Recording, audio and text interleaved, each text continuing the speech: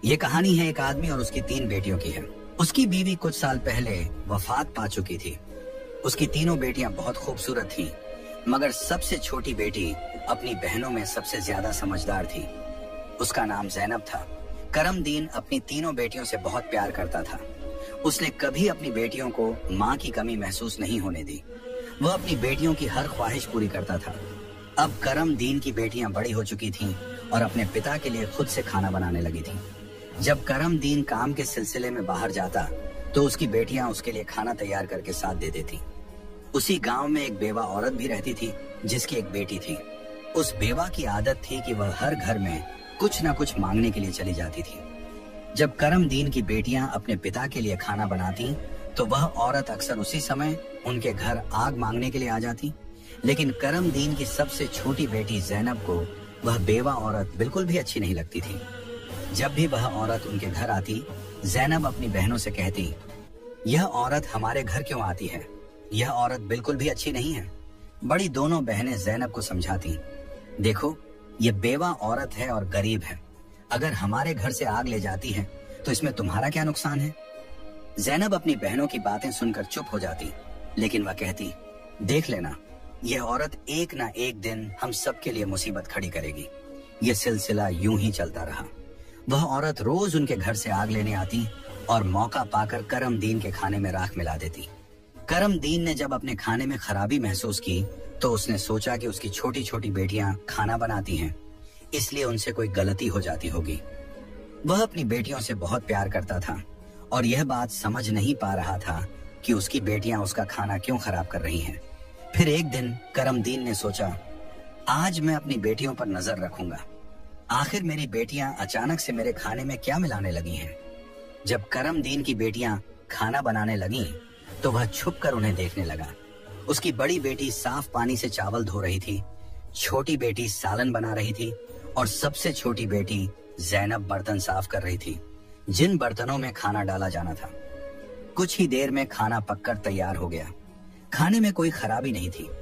करमदीन परेशान था, लेकिन फिर अचानक उसने जो देखा उससे उसके पैरों तले जमीन खिसक गई। उसने देखा कि वही बेवा औरत उनके घर आग लेने आई है और उसकी छोटी बेटी ज़ैनब उससे बहस कर रही है।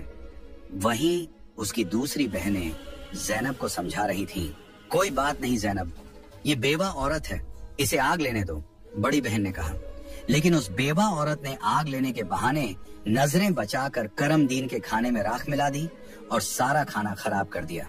यह देखकर करमदीन को बहुत गुस्सा आया। दूसरे दिन करमदीन ने उस बेवा औरत को अपने घर बुलाया और गुस्से में पूछा, तुम्हारी हिम्मत कैसे हुई मेरा खाना खराब करने की?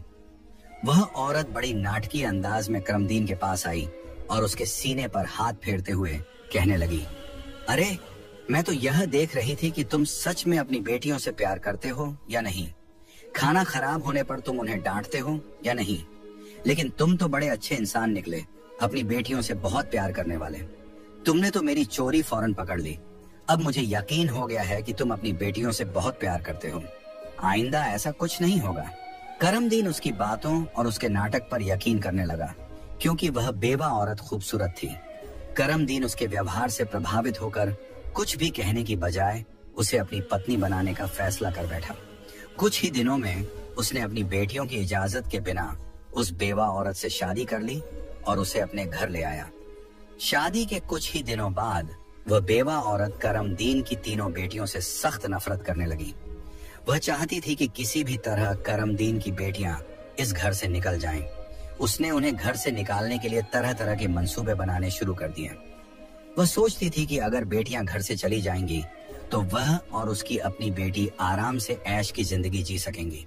साथ ही करमदीन का पूरा ध्यान सिर्फ उसी और उसकी बेटी पर रहेगा। वह जानती थी कि करमदीन अपनी बेटियों से बहुत मोहब्बत करता है और उन्हें जरा भी दुखी नहीं देख सकता। उसकी अपनी बेटी हमेशा कीमती कपड़े पहनकर घूमती रहती थी, जिससे वह मॉडर्न लगती थी।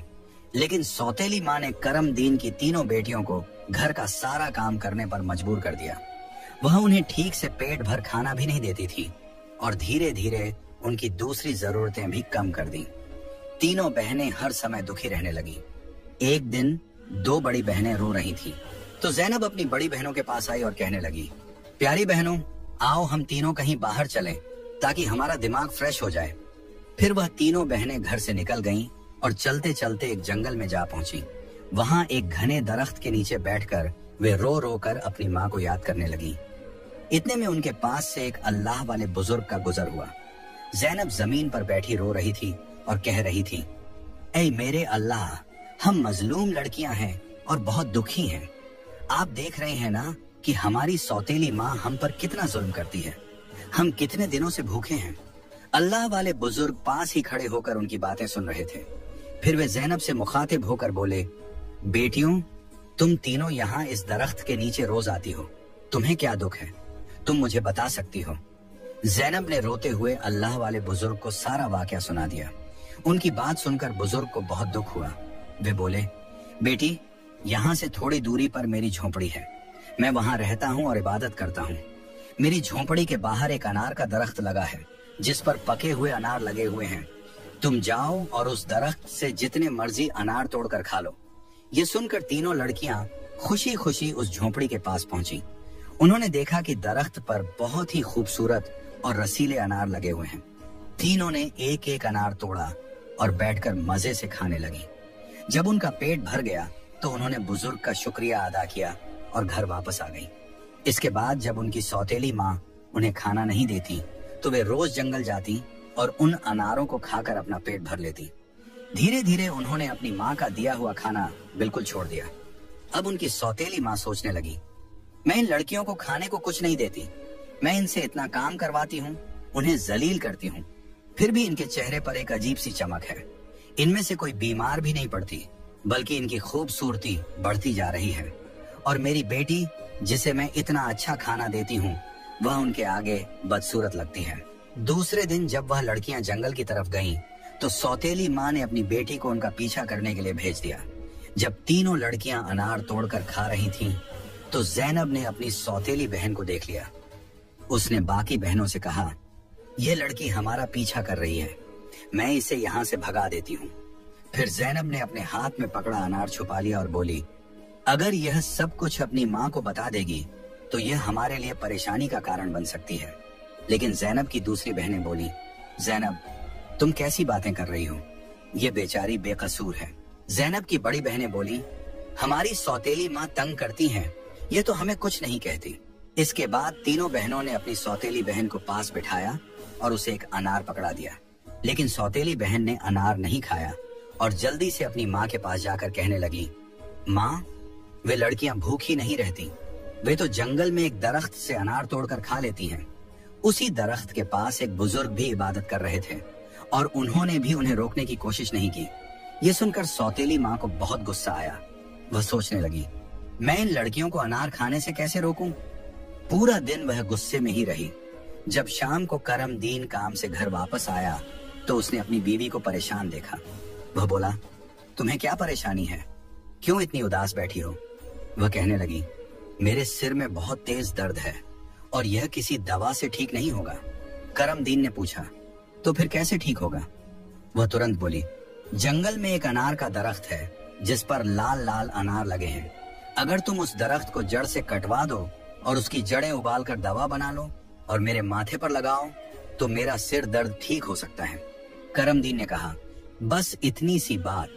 फिर उसने कुछ आदमियों को बुलाया और उन्हें पैसे देकर कहा, जंगल में एक अनार का दरख्त है, तुम लोग उसे जड़ से उखाड़ फेंको और उसकी जड़ें मुझे ला कर दो।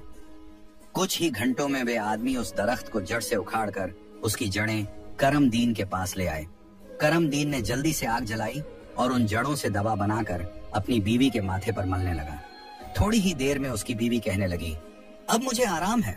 अगले दिन जब तीनों बहनें जंगल गईं, तो उन्होंने देखा कि अनार का दरख्त किसी ने जड़ से उखाड़ दिया है।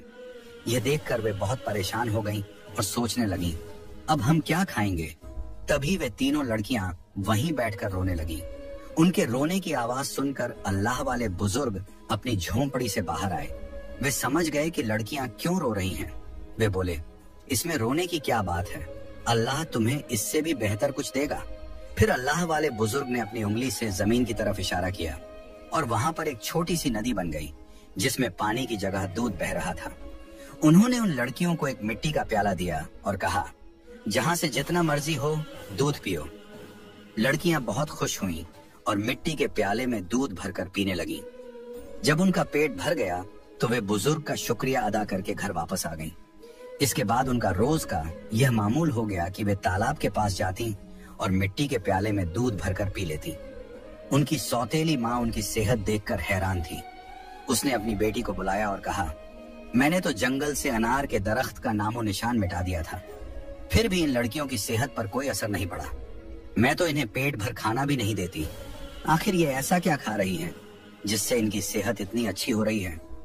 उसने अपनी बेटी से कहा, इनका पीछा करो और पता लगाओ कि ये क्या खाती हैं। लड़की फिर से अपनी बहनों का पीछा करते हुए जंगल में गई।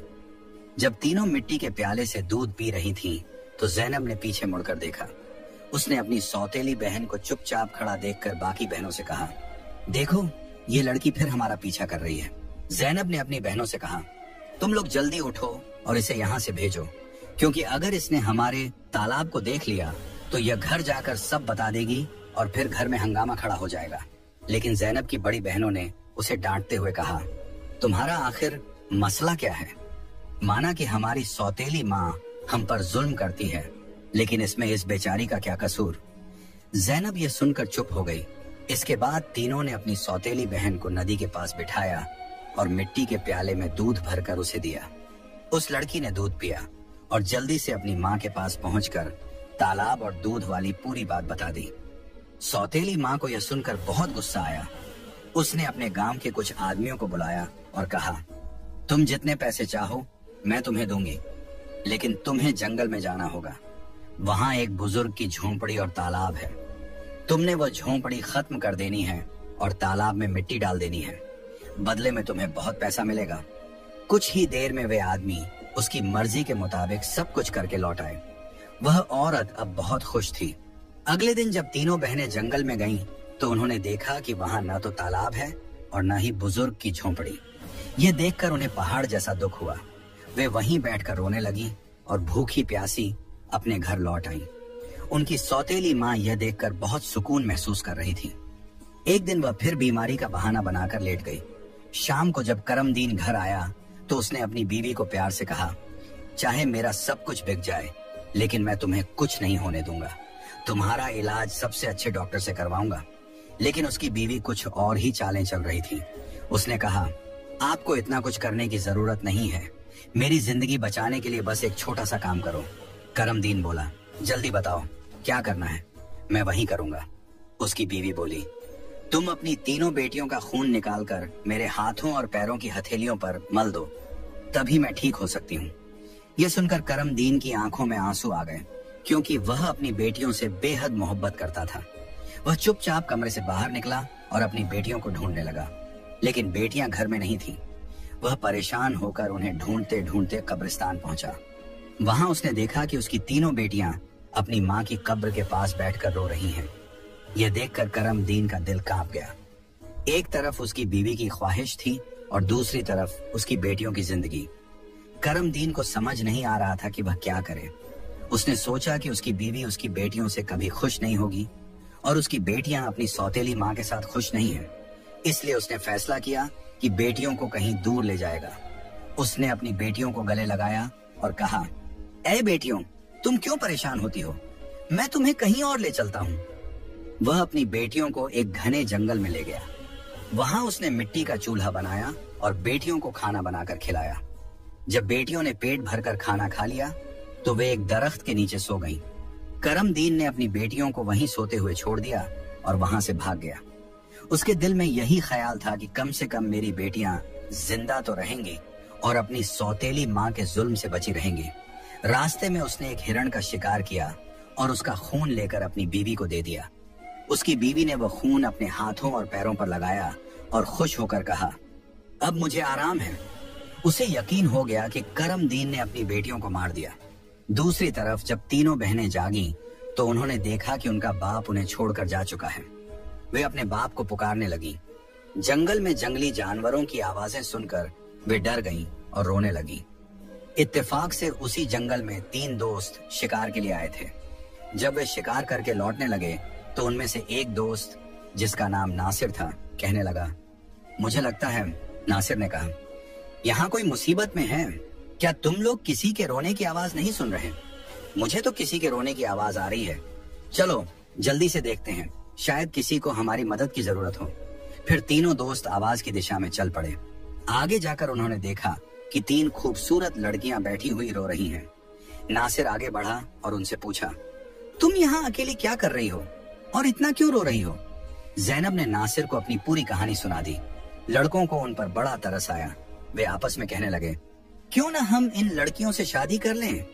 इन्हें एक छत मिल जाएगी और हमारी जिंदगी भी सुकून से गुजरने लगेगी। फिर उन तीनों लड़कों ने उन तीनों लड़कियों से शादी कर ली।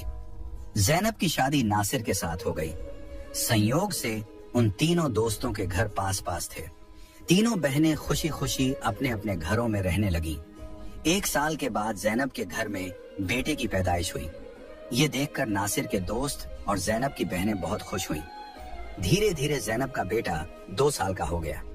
एक दिन नासिर ने अपने दोस्तों से कहा, मेरा आज फिर जंगल में शिकार करने का मन हो रहा है, चलो शिकार पर चलते हैं। लेकिन उसके दोस्तों ने मना कर दिया और कहा, हमें तो किसी जरूरी काम से जाना है, हम तुम्हारे साथ जंगल नहीं जा सकते। नासिर ने ज़ैनब से इजाजत ली और अकेला ही जंगल में शिकार के लिए चला गया। लेकिन इसके बाद कई दिन गुजर गए और नासिर घर वापस नहीं आया। ज़ैनब बहुत परेशान हो गई। उसकी बहनें भी उसकी चिंता देखकर चिंतित हो गईं। ज़ैनब के जीजा नासिर के दोस्त ने उसे तसल्ली देते हुए कहा, तुम फिक्र मत करो, हम नासिर को ढूंढकर जरूर वापस लाएंगे।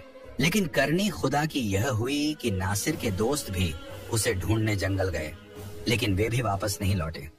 उन तीनों बहनों पर एक बार फिर से गम का पहाड़ टूट पड़ा। एक दिन ज़ैनब अपने बेटे को सुला रही थी कि दरवाजे पर दस्तक हुई। उसने जल्दी से जाकर दरवाजा खोला तो क्या देखती है कि एक बुजुर्ग फकीर जिसने हरे रंग के कपड़े पहने हुए थे दरवाजे पर खड़ा है। ज़ैनब उसे देखकर बोली, बाबा, मेरा शौहर घर पर नहीं है, मैं आपको घर में आने की इजाजत नहीं दे सकती। जब मेरा शौहर आएगा तब आप आ जाना। उस पर फकीर बोला, बेटी, मुझे बहुत भूख लगी है, किसी भूखे को खाना खिलाने में क्या हर्ज है। ज़ैनब ने मजबूरी में उस फकीर को घर में बुला लिया और उसके लिए खाना बनाने लगी। लेकिन वह जादूगर फकीर बुरी नजरों से ज़ैनब को देखता रहा। फिर वह जादूगर उठकर ज़ैनब के करीब आया और बोला, सुनो लड़की, तुम मुझे बहुत अच्छी लगती हो, अपने बेटे को छोड़ दो और मुझसे शादी कर लो। ज़ैनब डर के मारे कांपने लगी और बोली, बाबा, आप कैसी बातें कर रहे हैं? मैं शादीशुदा हूँ और एक बच्चे की माँ हूँ, आपकी हिम्मत कैसे हुई ऐसा कहने की? ये सुनकर जादूगर फकीर को गुस्सा आ गया। उसने अपने जादू से ज़ैनब को कुतिया बना दिया और उसके गले में रस्सी डालकर खींचते हुए ले जाने लगा। इधर ज़ैनब का बेटा जोर जोर से रो रहा था। ज़ैनब की बहनों ने जब उसके बेटे के रोने की आवाज सुनी तो वे भागती हुई उसके घर आईं। उन्होंने जल्दी से ज़ैनब के बेटे को गले लगाया और अपनी बहन को घर में ढूंढने लगी, लेकिन उन्हें ज़ैनब कहीं नजर नहीं आई। उनकी सौतेली माँ के बाद अब ज़ैनब भी गायब हो चुकी थी। वक्त इसी तरह गुजरता रहा। अब ज़ैनब को गुम हुए भी 14 साल का लंबा वक्त गुजर चुका था। इस दौरान ज़ैनब का बेटा जवान हो चुका था। उसे उसकी दोनों खालाओं ने मिलकर पाला था। एक दिन ज़ैनब की खालाओं ने उसे उसकी माँ के बारे में सारी सच्चाई बताई। ये सुनकर वह बहुत परेशान हो गया और बोला, खाला, आज मैं अपने माँ बाप को जरूर ढूंढने जाऊंगा। उसकी खालाओं ने उसे समझाते हुए कहा, बेटा, जो होना था वह हो चुका, जिन्हें जाना था वे चले गए। अब हम तुम्हें नहीं खोना चाहती। हमारे शौहर भी जंगल गए थे और वे भी कभी वापस नहीं आए। अगर तुम भी चले गए तो हम किसके सहारे जीएंगे? लेकिन लड़के ने कहा, खाला, आप फिक्र मत कीजिए, मैं अपने बाप और बाकी सबको ढूंढकर वापस जरूर लाऊंगा। फिर वह लड़का जंगल की तरफ निकल पड़ा। कई दिनों तक जंगल में इधर उधर भटकता रहा, लेकिन उसे कुछ समझ नहीं आया कि वह अपने माँ बाप को कहाँ ढूंढे। इसी तरह तलाश करते करते वह एक ऐसे इलाके में पहुंचा जो पूरी तरह पत्थरों का इलाका था। वहां उसने पत्थर की इमारतें देखी और एक खूबसूरत छोटा सा पत्थर का घर देखा। वह गौर से उस घर को देख रहा था कि तभी उस घर से एक बुजुर्ग बाहर आए और बोले, बेटा, तुम यहाँ नए लगते हो, तुम्हें इस खतरनाक इलाके में आने की क्या जरूरत थी? लड़के ने जवाब दिया, बाबा जी, मैं अपने माँ बाप और ताया जी को ढूंढने के लिए यहाँ आया हूँ। मेरी माँ को एक जादूगर ने कुतिया बनाकर अपने साथ ले गया था। अल्लाह वाले बुजुर्ग बोले, बेटा, यह इलाका एक बहुत बड़े जादूगर का है। वह बहुत ताकतवर है। जो भी उससे पंगा लेता है या उसे बेइज्जत करता है, वह उसे पत्थर का बना देता है। ये जो तुम अपने इर्द गिर्द पत्थर देख रहे हो, ये भी कभी इंसान थे। जादूगर ने इन्हें पत्थर बना दिया। कुछ साल पहले यहाँ एक नौजवान आया था। उसके बाद उसके पीछे 2 और नौजवान आए। जादूगर ने उन्हें पेड़ और पत्थर में बदल दिया और उसने एक नेक पाकीज़ा लड़की को भी 12 साल से कैद करके रखा है। वह जादूगर उस लड़की से शादी करना चाहता है, लेकिन वह लड़की किसी भी तरह मान नहीं रही। बुजुर्ग की बातें सुनकर लड़का सोचने लगा, यकीनन यह लड़की मेरी माँ है और ये लोग मेरे ही परिवार के लोग हैं। आखिरकार मैंने अपनों को ढूंढ ही लिया। इसके बाद लड़के ने बुजुर्ग को अपनी सारी कहानी बताई और कहा, बाबा जी, आप मेरी मदद करें। इन लाचार लोगों को बचाने का कोई तरीका बताएं। बुजुर्ग, जिनकी झोंपड़ी को कभी जैनब की सौतेली माँ ने जला दिया था, मुस्कुराए और बोले, बेटा, अल्लाह हमेशा नेक दिल वालों की मदद करता है। तुम्हें हिम्मत नहीं हारनी चाहिए। अल्लाह वाले बुजुर्ग मजबूरन इस खतरनाक इलाके में आकर रहने लगे। उन्होंने लड़के से वादा किया, मैं तुम्हारा साथ जरूर दूंगा। बुजुर्ग सोचने लगे, क्या पता इस लड़के की माँ को छुड़वाने से बाकी कैदियों को भी जादूगर की कैद से आजादी मिल जाए।